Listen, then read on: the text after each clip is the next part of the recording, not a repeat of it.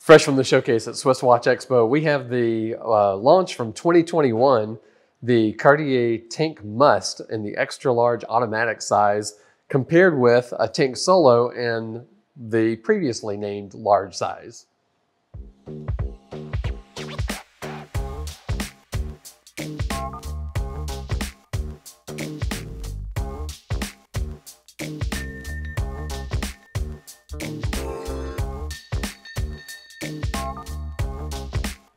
Okay, so we've discussed before that Cartier is very confusing about what they call their sizes.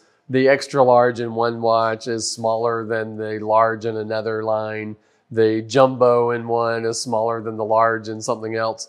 So you really have to look at the measurements of these watches to realize exactly what you're looking at.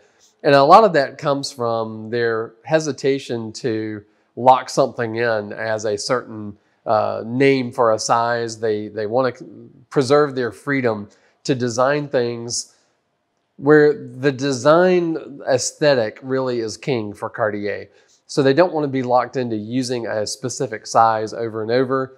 And it's interesting when you compare them to other companies that use the same sizes over and over, like Rolex with a 31, 34, 36 millimeter watch. But with Cartier, they sort of they try to ignore gender assignments. They make a certain size watch. It could be for men, could be for women. Really, it's more about the wrist size and how you like it. So I respect that. Cartier relaunched the Must line in 2021. And I'm sure you've probably heard us talk before about the history of the Tank watch. It's truly one of the iconic, historic watch designs, one of the greatest watch designs of all time. It is a design that's over 100 years old, originally came out in 1917 as a thank you gift to the American and French tank forces that kept France free in World War I. One of the first ones was presented to General Blackjack Pershing as a thank you gift. So it's a very patriotic watch for freedom-loving people all over the world. But there's just not anything else in the world that I can think of that is such a design icon that there's a company still making essentially versions of something that came out in 1917. Really not anything else in the watch world for sure, but in any other arena that I can think of, there's not really some really iconic, masterful design that's completely respected by everyone who's a fan of that object, that you can look back to something that's about 105 years old at this point. So when they come out with new versions of the Tank, it's really important that they get it right because it's part of their company DNA. It's part of the DNA of not only the worldwide company, but it's really closely tied to the original boutique in Paris and their design elements. So as the century progressed, the Tank watches were always very limited production until you get to the 1970s. The quartz crisis hit. A lot of Swiss watch companies went under. There was a lot of competition from the Japanese watches that were a lot less expensive, and they were also a lot more accurate with the quartz movements. So it became a real luxury to buy a mechanical Swiss watch. And so to sort of ramp up the interest in Cartier and also make watches that were a lot more affordable for the average person, but where they could own something from the house of Cartier, they came out with the Must line. So it is the idea that you must own a piece of Cartier. They were made of less expensive materials than the previous precious metal Louis Cartier Tank had been, and they were in quartz movements.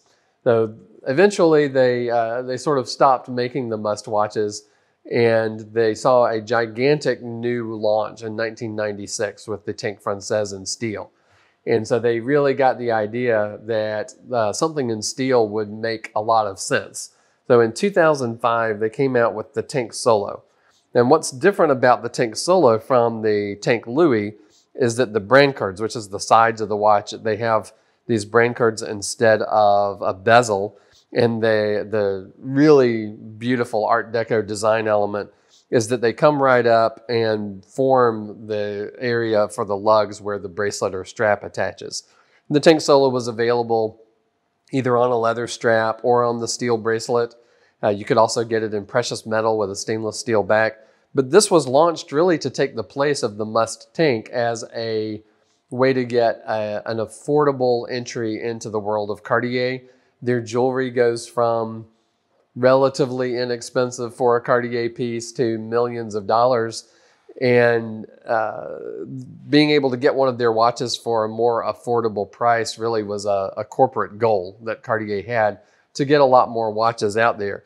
Now, the dials were never white. They are always this sort of silvered look where they take a bronze dial and hand burnish particles of silver into it, print the Roman numerals. They retained the design elements of this beautiful Art Deco Roman numeral dial.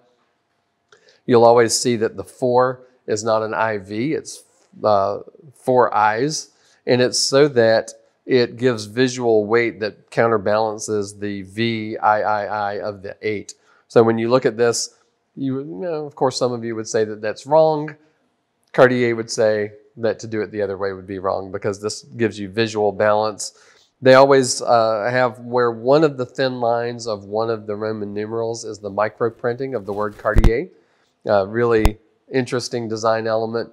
It's not the end-all be-all that you're looking at an authentic watch, but I've never seen a counterfeiter get that micro printing right. So it's definitely a good sign.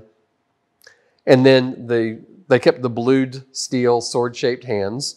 When you look at the watch, the hands mostly look black most of the time, but if you turn it the right way in the light, you'll see the glint and see that they are blued, and that also reflects from the blue cabochon that they put on the crown. So those are the things that really set it apart, but the difference between this and the Louis is that the tops of the brancards are really flat. So I don't know if you can see it on the camera, but when you move it in the light, you can definitely see the top of it is flat and the sides are rounded. So it has a different look than the Tank Louis, and it's a lot thinner overall. So that was a great watch. It was a great release. A lot of people complained that they couldn't get the same look dial that you get on a Tank Louis. Of course, that's part of the design, that they don't want the inexpensive, more entry-level type watch to be exactly the same as a Tank Louis.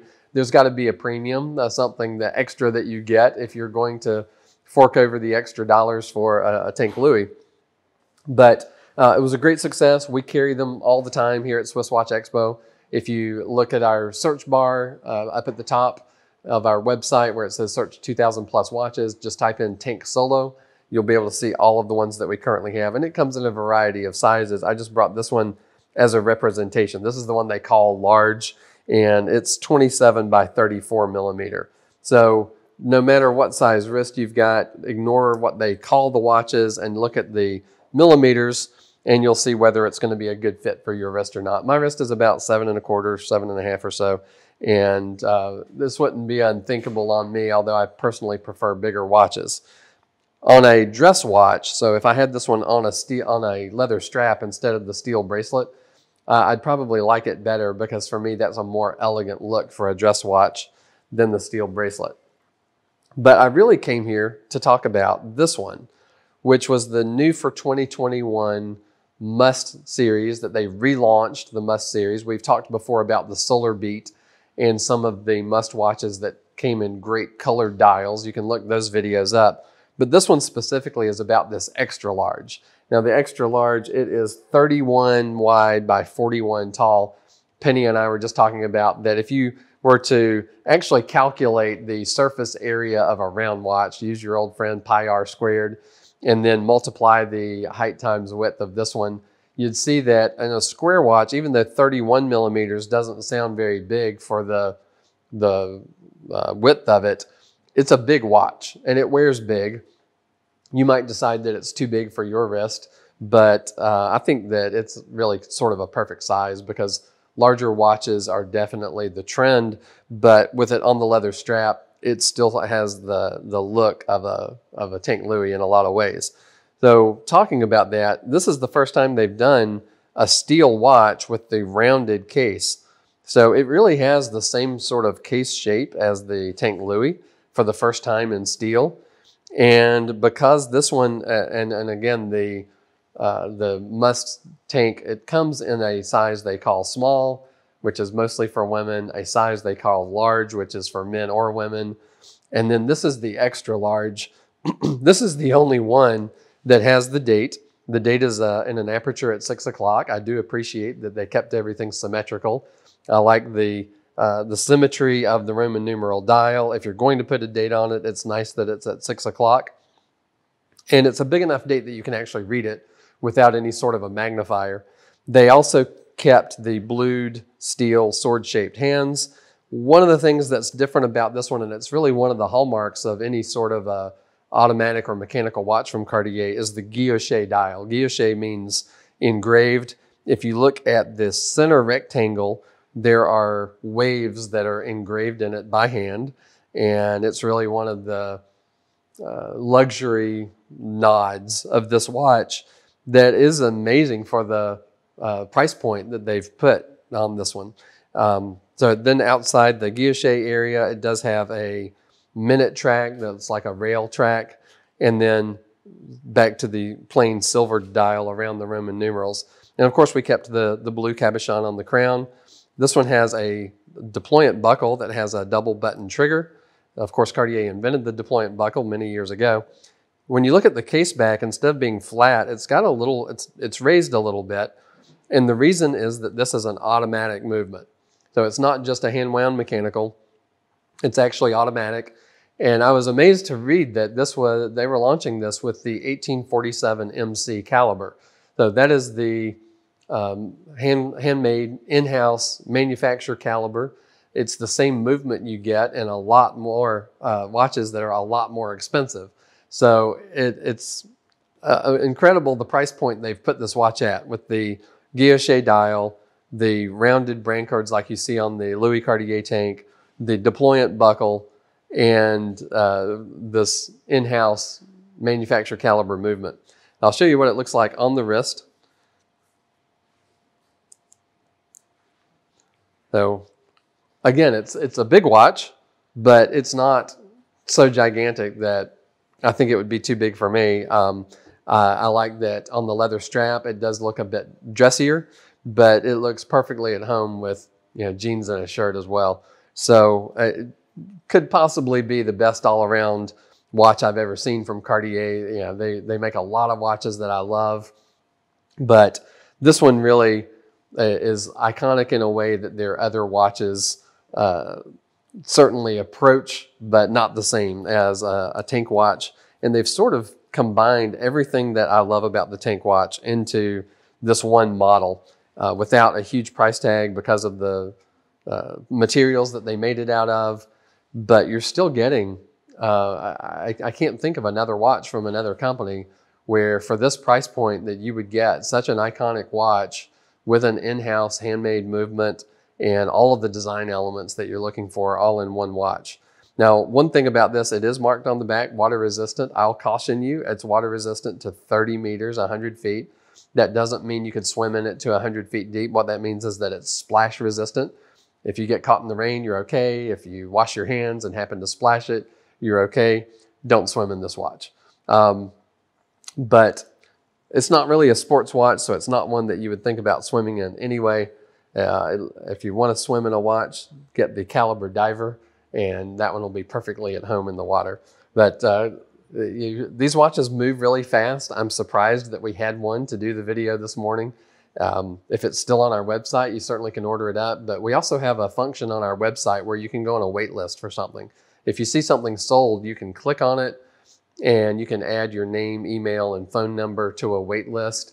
And we'll try to give you a contact as soon as we post another one like it. So you might have to do that with this one by the time you're seeing this video. But it's a great pick and definitely at home on most wrists.